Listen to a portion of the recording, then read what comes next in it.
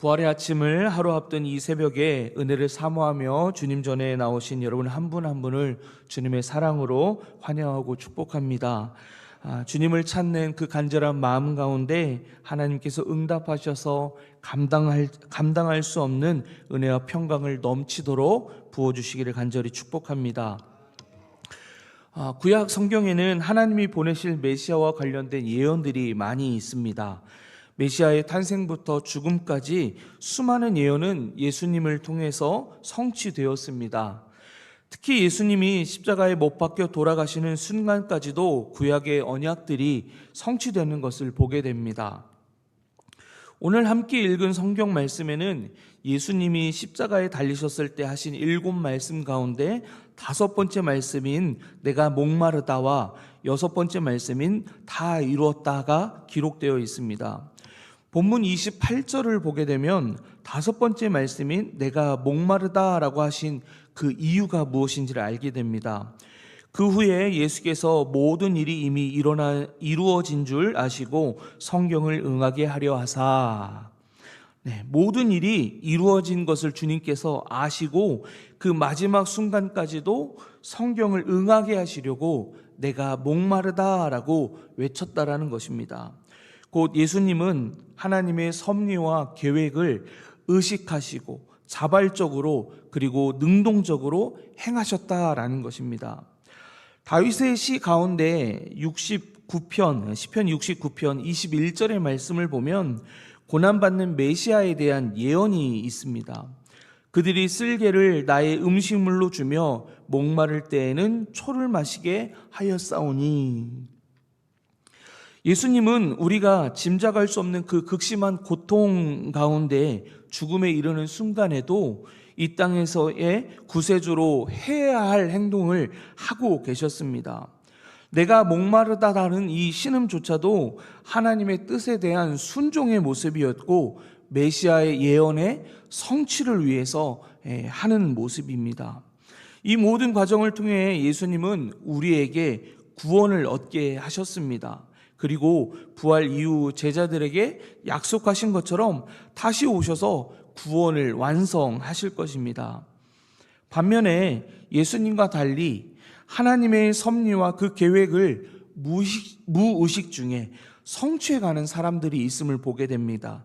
그들은 어떤 사람이냐면 예수님을 십자가에 못 박으라고 권고했던 가야바라는 대제사장이었고, 명령에 따라서 예수님을 십자가에 못 박았던 군인들이었고, 그리고 예수님 대신 바라바를 놓아주라고 외친 유대인들이었습니다.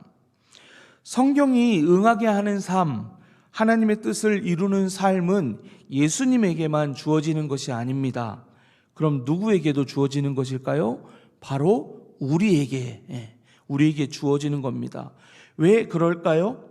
우리가 얻은 구원이 예수님께서 죽음 앞에서도 하나님의 말씀과 하나님의 뜻을 이루기 위해 힘을 다해서 얻은 구원이 우리가 받은 구원이기 때문입니다. 그 은혜와 사랑으로 우리가 다시 하나님의 자녀가 되었고 예수님을 믿고 따르는 그리스도인이 되었기 때문에 우리도 예수님과 같이 하나님의 말씀과 뜻을 이루는 삶을 살아야 한다는 것입니다. 하나님은 세상의 주인이십니다. 그리고 역사의 주관자이십니다. 그래서 하나님은 하나님의 뜻하심을 끝끝내 이루시는 분이십니다. 그 분명하신 의지가 어디에서 나타나면 바로 예수 그리스도를 통해서 나타납니다. 그렇다면 무의식 중에 하나님의 말씀과 그 뜻을 이루어가는 가야바와 군인들, 유대인들로 살 것이 아니라 예수님과 같이 죽음 앞에서도 하나님의 말씀과 뜻을 이루었던 것처럼 그렇게 살아가는 그리스도인들이 참된 그리스도인이 되는 것입니다. 예수님은 정작 십자가에서 스스로의 갈증을 해결할 수 없는 그런 신세이셨습니다. 그마저도 성경 말씀에 응하게 하려고 고통을 잊게 해줄 맛있는 포도주가 아닌 신포도주를 받아 마셨습니다. 그런 주님께서 광야와 같은 인생을 사는 목마른 우리에게, 그리고 포도주가 떨어진 잔치와 같은 우리에게 최고급 포도주를 주셨습니다. 바로 십자가에서 흘리신 예수님의 보혈입니다. 그래서 우리가 지난 주일에 성찬에 참여하며 주님의 찢기신 살과 흘리신 피를 기념하지 않았습니까? 우리의 입과 우리의 삶에는 최고급 포도주가 넘쳐나는데 우리의 믿음과 우리의 삶은 또다시 예수님의 십자가에 못 박고 있고 최고급 포도주가 아닌 신포도주를 주님 앞에, 예수님 앞에 드리고 있는 그리스도인이 아닌지 한번 돌아보아야 할 것입니다. 여러분의 삶에 밝히 드러난 그 하나님의 사랑으로 인하여 기꺼이 성경을 응하게 하는 삶, 주님께 최고의 포도주와 같은 기쁨을 주는 그런 복된 인생들 되시기를 축복합니다. 예수님은 다 이루었다 외치시고 십자가에서 죽으셨습니다. 여기서 다 이루었다라는 뜻은 어떤 의미를 갖게 되냐면 주로 노예를 팔 때 그 몸값을 다 지불했다라는 의미와 동일한 의미를 갖습니다. 다시 말씀드리면 다 이루었다라는 뜻이 몸값을 다 치루었다라는 의미와 같다라는 겁니다. 곧 예수님이 자신의 생명을 많은 사람들의 대속물로 주시기 위해서 십자가를 지셨다라는 의미입니다. 예수님의 죽음으로 죄인의 죄값을 다 지불하셨기 때문에 그리스도 안에 있는 죄인들은 이제 더 이상 죄인이 아니라 하나님 앞에서 의인으로 인정받는 의인이 되었습니다. 우리의 죄값이 얼마입니까? 우리의 죄의 값이, 그 죄의 값을 하나님은 무엇으로 치르셨습니까? 바로 예수님입니다. 우리의 죄값이 예수님이고 하나님께서 우리의 그 죄값을 예수님을 통해서 치르셨다라는 것입니다. 엄청난 희생을 통해서 하나님은 우리를 의인으로 삼아 주신 것입니다. 그런데 우리는 거저 받았고 공짜로 받았기 때문에 예수님을 내 삶의 어떤 것보다 천하게 여길 때가 너무나 많은 것 같습니다. 도무지 값을 치를 수 없기 때문에 거저 주었고 공짜로 주신 그 너무나 값진 예수님을 먹고 사는 것보다 천하게 여기고 나의 가족과 자녀들보다 천하게 여기고 세상 즐거움보다 천하게 여길 때가 너무나 많다라는 겁니다. 우리는 예수님 짤인데, 우리는 십자가 짤인데 반대로 우리에게 예수님은 얼마짜리냐라는 겁니다. 우리는 결코 다 지불할 수 없는 우리의 죄를 예수님은 죽음으로 다 지불하셔서 다 이루었다라고 말씀하셨습니다. 그 다 이루신 그 사랑, 어떻게 해도 갚을 수 없는 그 사랑 앞에 응답하며 살아가는 우리 모두가 되기를 축복합니다. 신명기 21장 22절에서 23절의 말씀을 보면 율법의 내용이 나오는데 어떤 내용이냐면 죄로 인해서 죽은 시체는 밤새도록 나무에 방치해 놓을 수 없다라는 규례가 있습니다. 그래서 유대인들은 빌라도에게 안식일이 오기 전에 예수님의 죽음을 앞당기기 위해서 다리를 꺾어 시체를 치워달라는 요청을 하게 됩니다. 그래서 군인들은 예수님의 죽음을 확인하며 창으로 옆구리를 찔러 물과 피가 나오는 것을 보고 다리를 꺾지 않아도 이미 죽었다라는 확인을 하게 됩니다. 그래서 다리가 꺾어지지 않는 그런 상황이 되었습니다. 시편 34편 20절의 말씀을 보면 그 메시아의 죽음에 관련된 예언이 또 나오게 됩니다. 제가 읽어드리겠습니다. 그의 모든 뼈를 보호하시며 그 중에서 하나도 꺾이지 아니하도다. 아멘. 이 예언이 어찌 되었다고 얘기하고 있죠? 네, 꺾이지 않는다라고 예언하고 있습니다. 실제로 이 예언이 예수님의 죽음 가운데, 메시아의 죽음 가운데 성취되었습니까? 성취되지 않았습니까? 성취되었습니다. 예수님은 죽으신 뒤에도 성경 말씀에 응하신 모습을 보이고 있다라는 겁니다. 이를 두고서 오늘 본문의 말씀 36절은 이렇게 이야기하고 있습니다. 우리 36절의 말씀을 함께 읽어보도록 하겠습니다. 이 사실로 죄송합니다. 함께 다시 읽겠습니다. 이 일이 일어난 것은 그 뼈가 하나도 꺾이지 아니하리라 한 성경을 응하게 하려 함이니라. 아멘. 이 사실로 우리가 더욱 분명하게 알 수 있는 것이 있습니다. 그것은 뭐냐면 예수님의 죽음은 예수님을 죽이고자 했던 이들의 의지, 바람대로 죽은 것이 아니라 하나님께서 만민을 구원하시기 위해 계획하시고 실행하신 메시아의 죽음이라는 것입니다. 곧 예수님의 십자가만이 우리를 구원하는 길이다라는 것이 분명하게 드러나는 것입니다.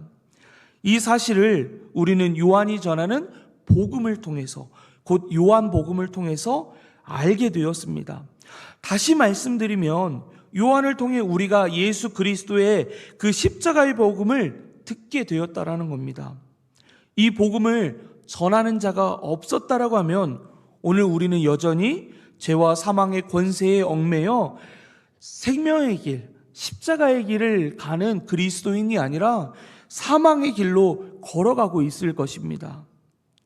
십자가의 길을 통해 구원받은 여러분, 오늘 누군가가 사망의 길을 걸어가고 있다면 그 사람이 누구를 통해서 구원받을 수 있는 십자가의 길로 걸어갈 수 있겠습니까? 요한이 우리에게 전해준 것처럼 여러분이 누군가에게 복음을 전해준 것처럼 여러분의 전 삶을 통해서 누군가를 십자가의 길로 걷게 해서 그래서 구원받게 하는 그런 복된 삶이 되시기를 간절히 축복합니다. 본문 38절에서 42절까지 오늘 본문의 마지막 단락에 되는 내용인데요. 이 부분은 어떤 내용이 나오냐면 예수님의 장례를 치르는 장면이 나옵니다. 예수님의 그 장례 전에 예수님께서 잡히시고 예수님께서 십자가에 달리셨을 때 예수님의 제자들은 이미 어떻게 했죠? 다 도망간 상태입니다.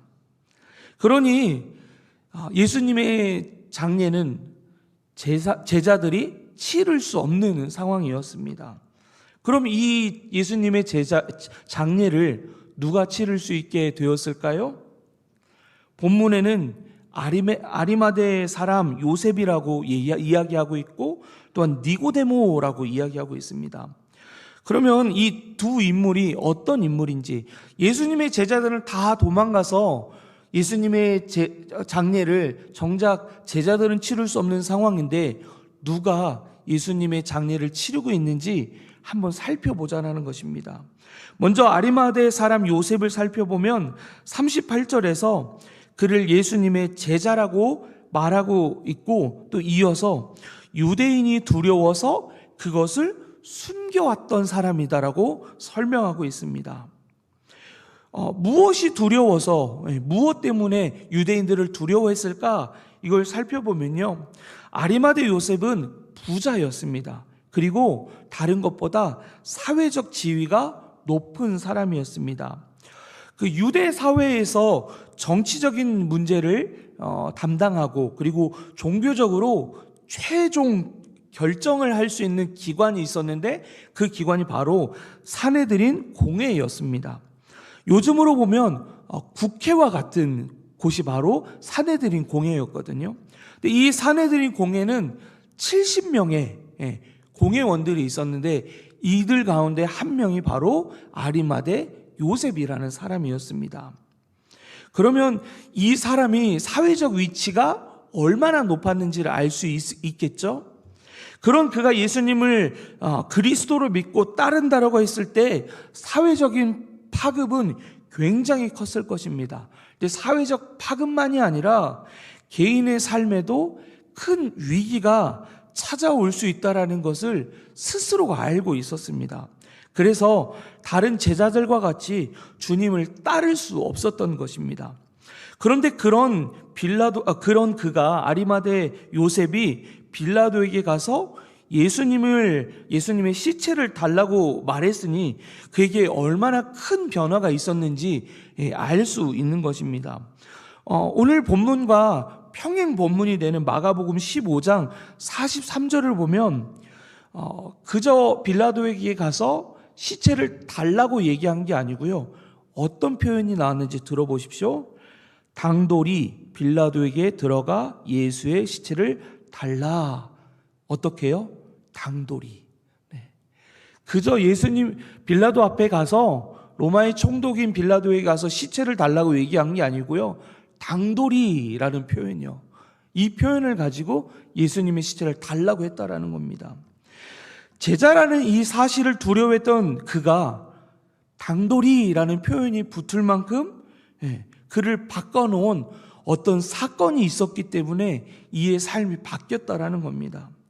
아리마대 요셉과 또 다른 한 사람이 있습니다. 바로 니고데모라는 사람인데 본문 39절을 보면 이를 어떻게 소개하냐면 일찍이 예수께 밤에 찾아왔던이라고 표현하고 있습니다.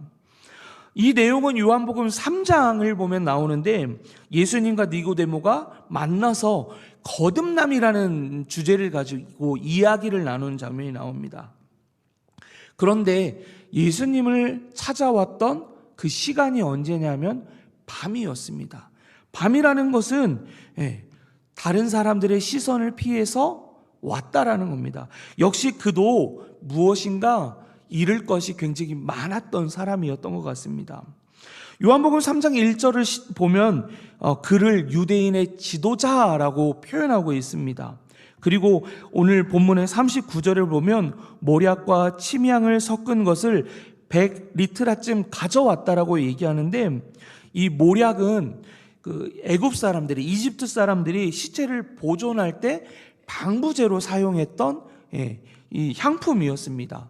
그리고 침향은 장례 용품은 아니었지만 침대나 옷에 불쾌한 냄새가 나는 것을 제거할 때 썼던 향품이었습니다. 이게 비싸기도 하지만 100리트라라는 이 단위가 34kg 정도 되는 양인데 이 양이 많았기 때문에 왕의 신분이 아니고서는 사용할 수 없는 굉장히 값비싼 이 향품이었다라는 거죠. 근데 말씀을 준비하면서 이게 얼마나 요즘 가격으로 요즘 시세로 얼마나 되는가 이게 궁금해서 찾아봤더니 또 성실하신 목사님들께서 또 계산을 해놨더라고요. 어느 정도 되는 가치였냐? 무려 놀랄 준비하십시오. 무려 30억이라는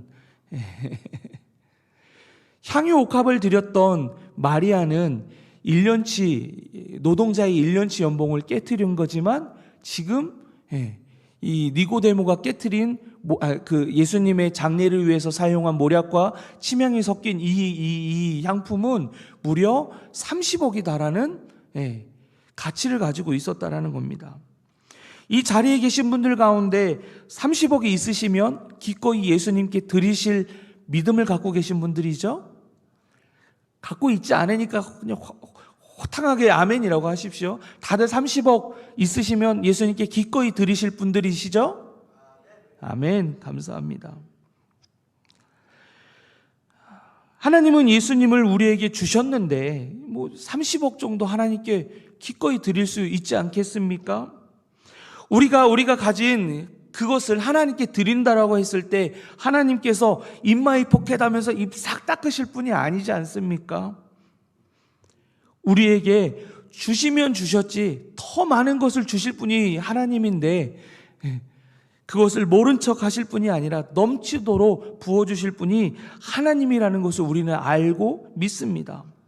이렇게 밤에 찾아갔던 니고데모는 30억이라는 값진 것을 예수님의 장례를 위해 왜 드렸을까요? 두려워서 신앙을 드러내지 못하고 숨어있던 제자였던 아리마대 요셉과 니고데모를 변하게 한 그 사건이 무엇이냐라는 겁니다. 무엇일까요? 바로 예수님의 십자가입니다. 제자들은 영광의 그리스도를 바라보면서 자신들도 실패한 예수님처럼 십자가에 달릴까 봐 다 도망갔는데 그 십자가에서 전달된 생명을 본 아리마대 요셉과 니고데모는 자신들이 가졌던 지위와 자신들이 가졌던 부를 아무것도 아닌 것으로 여기고 온전히 예수님을 위해서, 예수님의 장래를 위해서 드린 믿음의 사람들로 바뀌게 되었다라는 겁니다. 그들이 그렇게 된 이유, 오직 십자가를 만난 자들이었기 때문입니다. 오늘 우리도 우리의 것을 아끼지 않고 하나님 앞에 내어드리고 하나님 앞에 더 가까이 나아갈 수 있는 그 이유는 다른 어떤 것이 아니라 내 삶에 발견된 그 십자가를 통해서 얻게 되는 그 구원의 은혜, 그 감격을 우리가 경험하면 우리도 30억이 아니라 더 높은 자리에 있어도 기꺼이 예수님 앞에, 하나님 앞에 드리는 믿음의 사람들이 될 것입니다.